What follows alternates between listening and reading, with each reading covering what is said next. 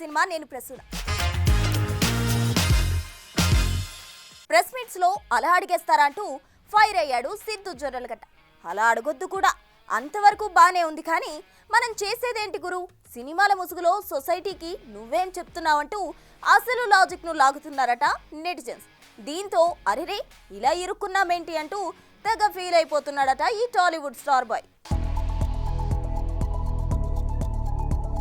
Telugu cinema ఇప్పుడు మైక్ల చుట్టూ చక్కర్లు కొడుతుంది. ఆ మైక్ ముందే రియల్ లైఫ్ లో మీరు ఉమనైజరా అంటూ మొహం మీదే అడిగేసింది సదరు మహిళా జర్నలిస్ట్. సినిమా ప్రమోషన్స్ కు వచ్చి ఇలా పర్సన్ ను టార్గెట్ చేయడం ఏంటంటూ అంతా ఫైర్ అయ్యారు కూడా.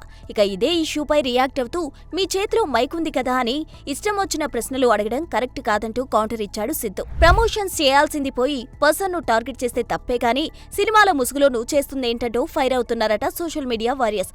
బోల్డ్ కంటెంట్ అంటూ తెలుసు, కథలో మొత్తం బూతు డైలాగ్స్ తో నింపేసి యూత్ కి ఎలాంటి మెసేజ్ ఇస్తున్నావో చెక్ చేసుకుంటే బాగుంటుందన్న టాక్ వినిపిస్తుంది. వాస్తవానికి సిద్ధు ఒక్కడే కాదు, ఈ మధ్య కుప్పలు తెప్పలుగా బూతు డైలాగులు సినిమాలో నింపేయడం, తేడా జరిగితే నాలుగు ఖర్చుకోవడం కామన్ అయిపోయింది. లైలా విషయంలో ఈ తప్పు చేసే చివరికి అపాలజీ లెటర్ వదిలాడు విశ్వక్. ఇక తెలుసు కదా, ట్రైలర్ చూస్తే సినిమా కూడా మరో అపాలజీ లెటర్ రెడీ చేసుకోవాల్సిన పరిస్థితి వస్తుందేమో. అవును, హర్ష చెబుడు సిద్ధుల మధ్య వచ్చే డబుల్ మీనింగ్ డైలాగులు రాయడానికి కూడా వీలు లేనంత వల్గర్ గా ఉన్నాయి. మరి దీంతో ముందు నువ్వు వదిలే కంటెంట్ కరెక్ట్ గా ఉంటే అప్పుడు నిన్ను క్వశ్చన్ చేసే వాళ్ళను క్వశ్చన్ చేసే రైట్స్ ఉంటాయంటూ ఉచిత సలహాలు ఇస్తున్నారట నెటిజన్లు. ఏది ఏమైనా ఫ్రీడమ్ ఆఫ్ స్పీచ్ పేరిట జర్నలిస్టులు బోల్డ్ క్యారెక్టరైజేషన్ అంటూ మేకర్స్ ఇలా ఎవరూ బార్డర్స్ దాటకుండా కంట్రోల్లో ఉంటే సొసైటీకి మంచిదని అంతా గ్రహిస్తే మంచిది. కాంతార రికార్డుల మోత మోగిస్తుందంటూ మరో పోస్టర్ వదిలాడు రిషబ్. దానిపై ఏకంగా బాహుబలి 1 రికార్డును బద్దలు కొట్టే ఫిగర్స్ ఉండడంతో షాక్ అయ్యారంతా. అసలే సినిమా వచ్చి 10 రోజులు దాటింది, పైగా మొదట్లో ఉన్నంత జోష్ లేదు. మరి ఈ టైంలో ఇంతటి వసూళ్లు ఎలా రిషబ్ అంటూ డైలమాలో పడుతున్నారట మూవీ లవర్స్. మోత మోగిస్తుంది, కుల్లబోడిస్తోంది, వసూళ్ల వర్షం కురిపిస్తోంది. ఇది కాంతార చాప్టర్ 1 విషయంలో వినిపిస్తున్న టాక్. సోషల్ మీడియాలో అయితే కొంతమంది రిషబ్ కు ఏకంగా గుడి కట్టేస్తున్నారు కూడా. కానీ సినిమా వచ్చిన 6వ రోజుకి 427 కోట్లు చూపెట్టిన మేకర్స్ 7వ రోజుకి ఏకంగా 509 కోట్లంటూ పోస్టర్ వదిలడంతో డైలమాలో పడిపోయారు ఆడియన్స్. ఒక్కరోజులో ఏకంగా 87 కోట్లు, అది రిలీజ్ అయిన వారానికి, అది కూడా ఎలాంటి హాలిడే లేని టైంలో. ఈ డైలమా కంటిన్యూ అవుతుండగానే మా సినిమా 11 రోజుల్లో వరల్డ్ వైడ్ గా ఏకంగా 655 కోట్లు వసూలు చేసిందంటూ మరో పోస్టర్ వదిలాడు రిషబ్. ఇది రాజమౌళి డైరెక్షన్ లో వచ్చిన బాహుబలి 1 మూవీ కన్నా 5 కోట్లు ఎక్కువ కావడం విశేషం. దీంతో చాలా మంది రిషబ్ శెట్టి ఫ్యాన్స్ ఈ విషయాన్ని వైరల్ చేస్తూ తెగ సంబరాలు చేసుకుంటున్నారు కూడా. అయితే యునానిమస్ గా హిట్ టాక్ రాని కాంతారా చాప్టర్ 1 ఈ రేంజ్ కలెక్షన్స్ కొల్లగొట్టడం కాస్త ఆశ్చర్యమే. మరి ఈ పోస్టర్స్ మీద ఉన్న కలెక్షన్స్ లో నిజాలేంటో రిషబే బయట పెట్టాలి. ఇక రిషబ్ వదిలిన ఈ పోస్టర్ బట్టి చూస్తే ఇప్పటి వరకు అత్యధిక వసూళ్లు కలెక్ట్ చేసిన టాప్ 20 ఇండియన్ సినిమాల్లోకి ఈ సినిమా కూడా ఎంట్రీ ఇచ్చినట్టే లెక్క. ఇప్పటి వరకు చావా 808 కోట్లు వసూలు చేసి మొదటి ప్లేస్ లో ఉంటే కాంతారా చాప్టర్ 1 రెండో స్థానాన్ని దక్కించుకుంటోంది. ఇక ఈ ఊపు ఇలాగే కొనసాగితే ఈ ఏడాది హైయెస్ట్ వసూలు కలెక్ట్ చేసిన సినిమాగా కాంతారా చాప్టర్ 1 నిలిచినా ఆశ్చర్యపోనక్కర్లేదంటున్నారు. హ్యాపీ మోడ్ లోకి వెళ్లిపోతున్నారు రిషబ్ ఫ్యాన్స్. మరి 700 కోట్లకు దగ్గరగా వెళ్లిపోతున్న తెగ సంబరంగా ఉన్న రిషబ్ అవేవి ఎక్కడా వచ్చాయో రివీల్ చేస్తే ఇంకా బాగుంటుంది అంటున్నారు.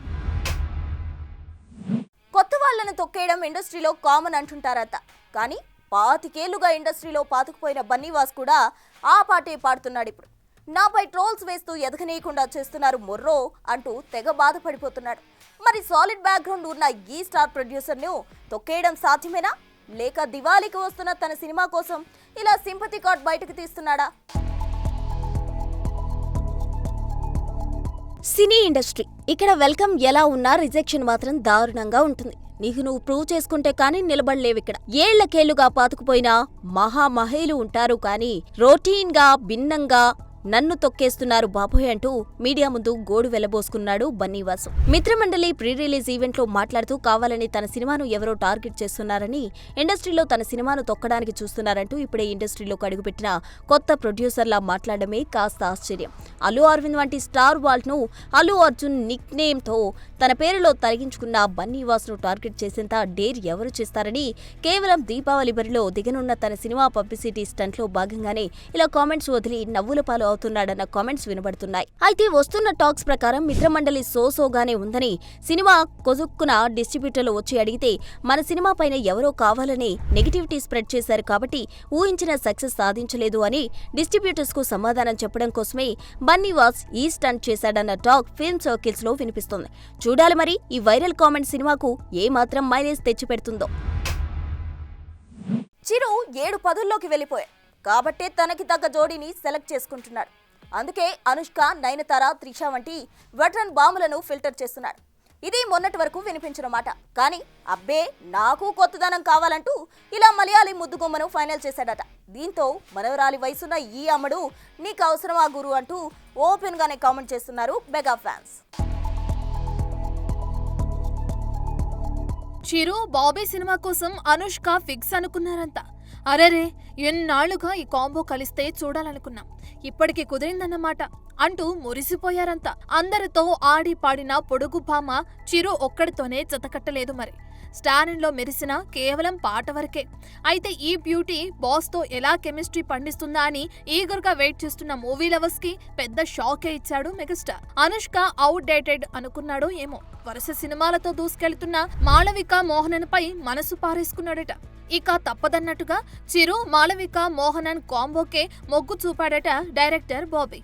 ఇక నవంబర్ 5న జరిగే పూజ రోజు ఈ అనౌన్స్మెంట్ వస్తుందని టాక్. వాస్తవానికి మాళవిక మోహనన్ కి మంచి క్రేజే ఉంది. పట్టం పోలేతో మలయాళంలోకి హీరోయిన్ గా ఎంట్రీ ఇచ్చిన ఈ అమ్మడు లోకేష్ కనకరాజ్ మాస్టర్ లో కనిపించి మంచి మార్కులే కొట్టేసింది. ఇక క్రిస్టి మారన్ మంచి పేరు తేగ, విక్రమ్ తంగలాన్, మోహన్ లాల్ హృదయపూర్వం ఈ భామని మరో మెట్టు ఎక్కించారు. ఇక మోస్ట్ అవైటెడ్ ఫిలిం రాజాసాబ్ ఉండనే ఉంది.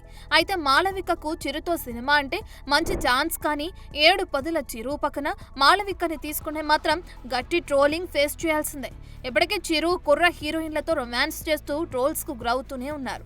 మరి వీటన్నిటినీ చూసైనా మాళవికని పక్కన పెడతాడా లేక తగ్గేదేలే అంటూ ముందుకెళ్లిపోతాడా చూడాలి. పండుగ సీజన్ అంటేనే సినిమాల సందడి. దాన్నే క్యాష్ చేసుకోవడానికి ఒకేసారి 3-4 వచ్చి పడిపోతుంటాయి. అయితే అన్నీ హిట్ అవ్వడం అంటే జరగని పని. కానీ గత దివాళీ దీన్ని బ్రేక్ చేసేసింది. మరి ఈ దివాళీ కూడా మళ్ళీ అలాగే మ్యాజిక్ రిపీట్ చేస్తుందా? వస్తున్న సినిమాలన్నీ సాలిడ్ హిట్ చూస్తాయా?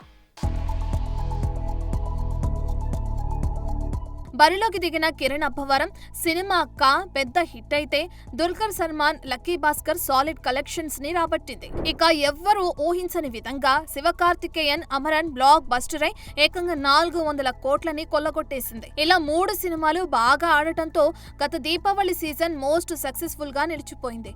దీంతో ఈసారి అలాగే మ్యాజిక్ రిపీట్ అవ్వకపోదా అని ఆశగా ఎదురు చూస్తున్నాయట ఇండస్ట్రీ సర్కిల్స్. రేసులో ముందుగా రాబోతున్న మిత్రమండలికి ముందు రోజు పెయిడ్ ప్రీమియర్స్ వేయడం చూస్తే ఫుల్ కాన్ఫిడెన్స్ గానే కనిపిస్తుంది. కానీ సినిమా సోసో అని కంటెంట్ వీక్ గా ఉందన్న టాక్ వినిపిస్తుంది. మరి ఏ ధైర్యంతో మేకర్స్ ప్రీమియర్స్ కి వెళ్తున్నారో 17న తేలిపోనుంది. ఇక సినిమా మొత్తం బూతులు నింపేసిన సిద్ధు ఫ్యామిలీ ఆడియన్స్ ని థియేటర్స్ కి ఎలా రాబడతాడో అక్టోబర్ 18న డిసైడ్ చేస్తుంది. మరోవైపు అదే రోజు యూత్ లో మంచి క్రేజ్ తెచ్చుకున్న ప్రదీప్ రంగనాథ్ డ్యూట్ తో ఎంట్రీ ఇస్తున్నాడు. ఉన్నంతలో ఇదే కాస్త వసూళ్లు కురిపించే ఛాన్స్ కనిపిస్తుంది. ఇక రేస్ లో చివరగా 19న కే రామ్ తో వస్తున్నాడు కిరణ్ అబ్బవరం. ఈ 4 సినిమాల్లో ఏదైనా బజ్ లేని సినిమా అంటే అది ఇదే.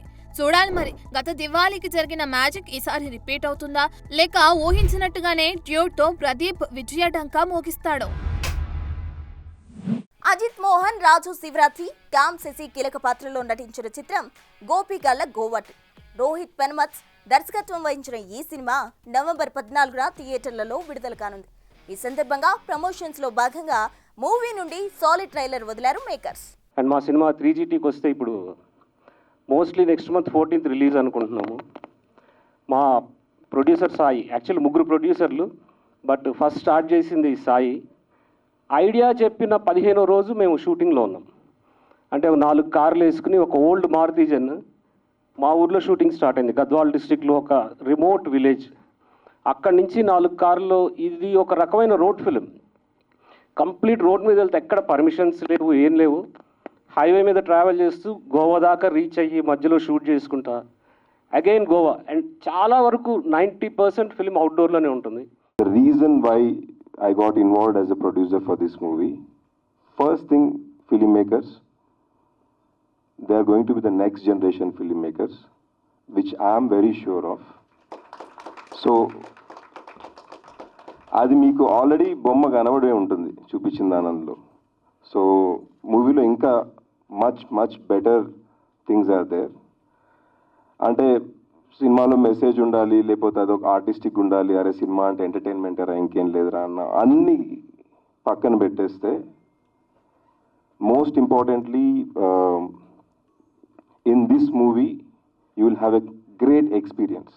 ఇప్పుడు ఇది కూడా చూసినప్పుడు గోపిగల్ల గోవా ట్రిప్ ట్రైలర్ చూసినప్పుడు నాకేమనిపించిందంటే ఇప్పుడు ఆల్ఫాన్సో క్యూరాన్ లేదంటే ఇన్నెరిటో వాళ్ళ ఎర్లీ బిగినింగ్ డేస్లో వాళ్ళు ఈతు మామా తాంబియన్ అని లేదంటే అమరోస్ పెరోజ్ అని, సో ఆ ఫిల్మ్ మేకింగ్ అది గుర్తొచ్చింది నాకు. అంటే ఇప్పుడు నాకు ఇది చూస్తుంటే వీళ్ళని ఒకసారి డిఫైన్ చేసుకోవాలంటే ఇప్పుడు నేను మాట్లాడాలి కదా స్టేజ్ ఎక్కి, what kind of film making can I draw any parallels or ఇలాంటి సినిమా నేను వీళ్ళు తీస్తుంది ఆ సినిమా తీస్తున్నారు లేదంటే అలా అక్కడి నుంచి ఇన్స్పైర్ అవుతున్నారు అన్నది. కానీ నాకు తెలిసి ఇండియాలో ఆ స్టాండర్డ్లో లేదంటే అటువంటి ఒక స్టోరీ టెల్లింగ్ ఉంది అంటే I think Rohit and Sashi మాత్రమే ఆ సినిమాలు చేస్తున్నారని నేను అనుకుంటున్నాను. Like all films are very confusing experiences, and confusion is good because you arrive at things which you wouldn't arrive at if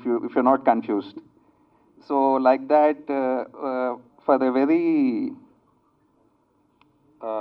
this is a mad film, Gopigala Goa trip. First మేము Jagadish and బాచీతో అనుకున్నాం, తర్వాత Jagadish was not available, we shifted it to Raju and Bachi wala. The film has a certain age factor to it. These are two guys who are 21, 22.